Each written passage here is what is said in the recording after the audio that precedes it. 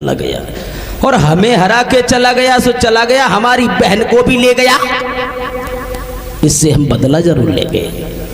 भगवत श्रोताओं, इधर शादी भाई और होलिका अंतिम बार मां काली के मंदिर में फिर पहुंच गई और सुंदर सी जोड़ी देख करके मां काली प्रकट हो गई।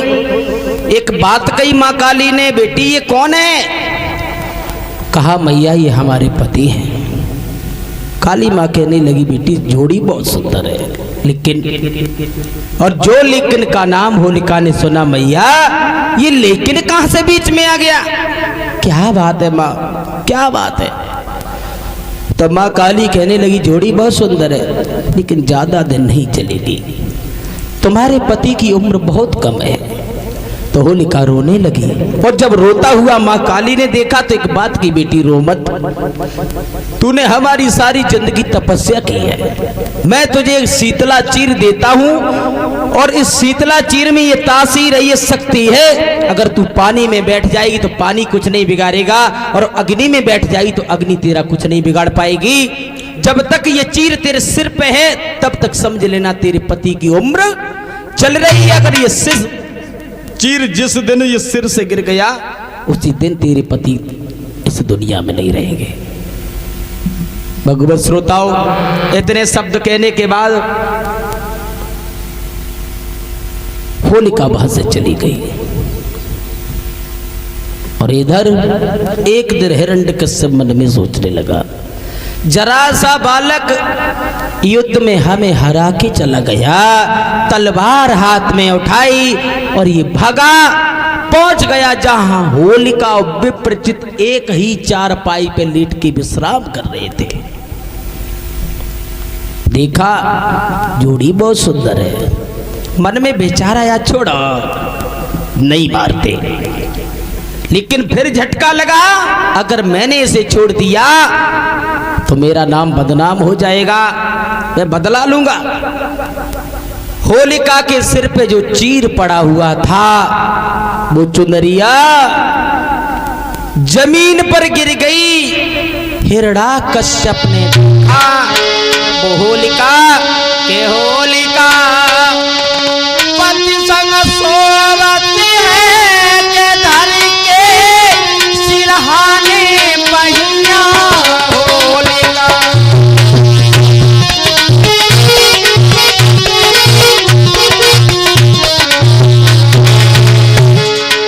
होलिका पति के संग सो रही है, होलिका पति संग सोवती है के धर के सिरहाने पहिया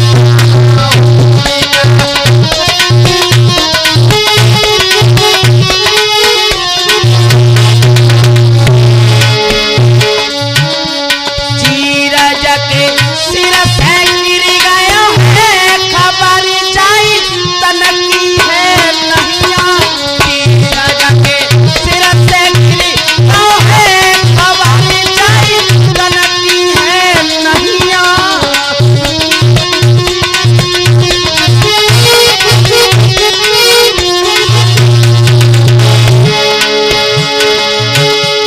होलिका पति संग सोवती है के धर के सिरहाने पहिया। चीर जके सिर से गिर गया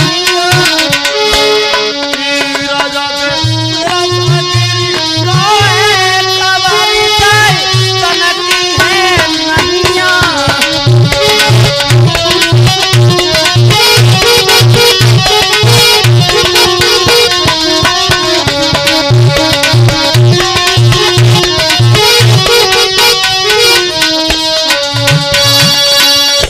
हिरण्यकश्यप ने देखा वो शीतला चीर जमीन पर गिरा है, तलवार खींच करके हिरण्यकश्यप ने विप्रचित को मार दिया। और जब हिरण्यकश्यप ने अपने सगे बहनोई का वध किया तो होलिका एकदम से उठ गई। क्या देखा?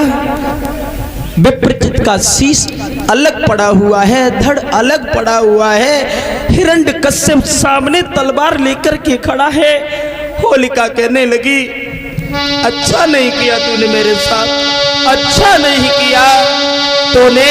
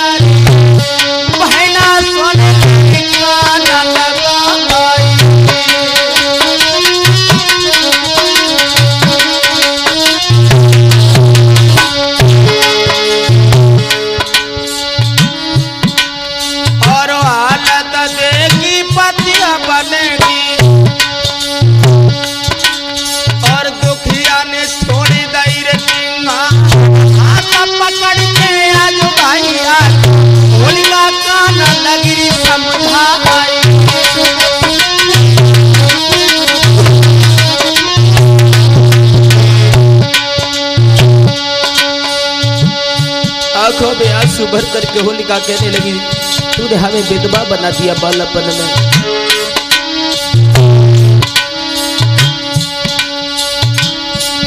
भैया तो मैं बिजली पर विधवा बना,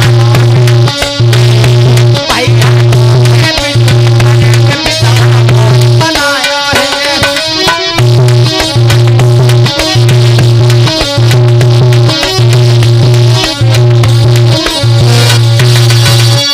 होलिका कहने लगी, तुमने हमारे साथ अच्छा नहीं किया। बार बार क्षमा याचना मांग करके हिरण्यकश्यप होलिका को साथ लेकर के अपनी राजधानी एर्च में आ गया। भगवत श्रोताओं, ये कारण था, होलिका इसलिए जलती थी हिरण्यकश्यप से। किस दिन हमें वो मौका मिले जिस दिन हम इससे बदला लेंगे। और होलिका ने उस प्रहलाद को पकड़ करके एक चिता बनाई है, उस चिता में बैठा लिया और अग्नि जला ली। अग्नि जला करके होलिका उसी चिता में बैठ गई, गोदी में प्रहलाद बैठा लिए। और जिस भक्त भगवान ने देखा कि हमारा भक्त जल रहा है, तो देर नहीं की।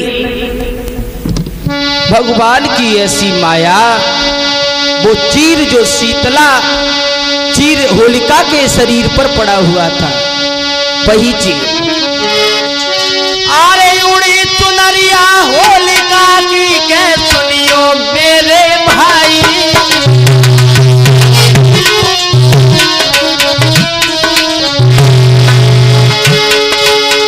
उड़ी चुनरिया होलिका की सुनियो मेरे भाई।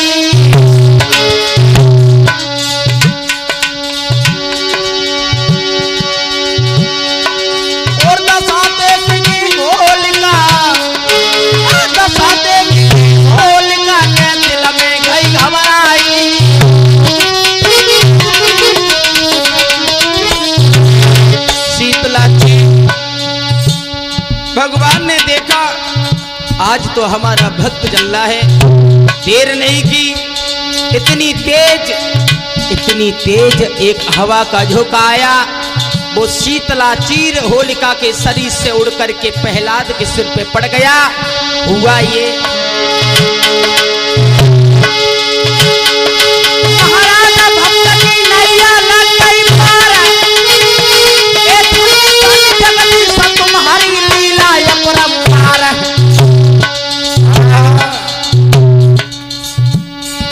कदम के नीचे आ जाइयो कटीले का, कदम के नीचे आ जाइयो कटीले का।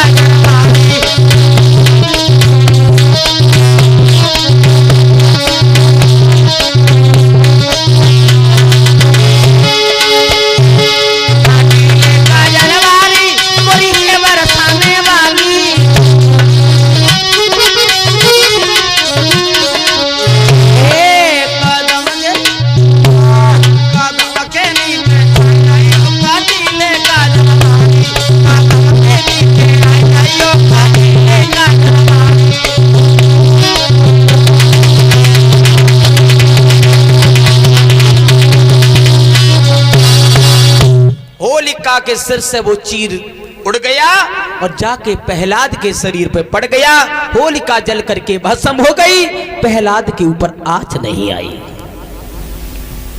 और जब होलिका जली तो देवता गुलाल और रंग की बरसात करने लगे। जो राक्षस थे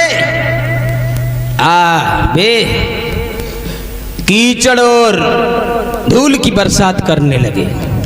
भगवत श्रोताओं, प्रमाण ये मिलता उसी दिन से ये होली का त्योहार मनाया जाता है। जब ये होली आने वाली है उसी दिन से ये होली का त्योहार मनाया जाता है। जो देवताओं के विचार के लोग होते हैं वो गुलाल और रंग की होली खेलते हैं, और जो राक्षस होता है महाराज वे पूरे गांव की गली साफ कर देता है। उसी दिन से एक होली का त्योहार चला था। अब बात आ गई तो 2 मिनट लेंगे भी हम।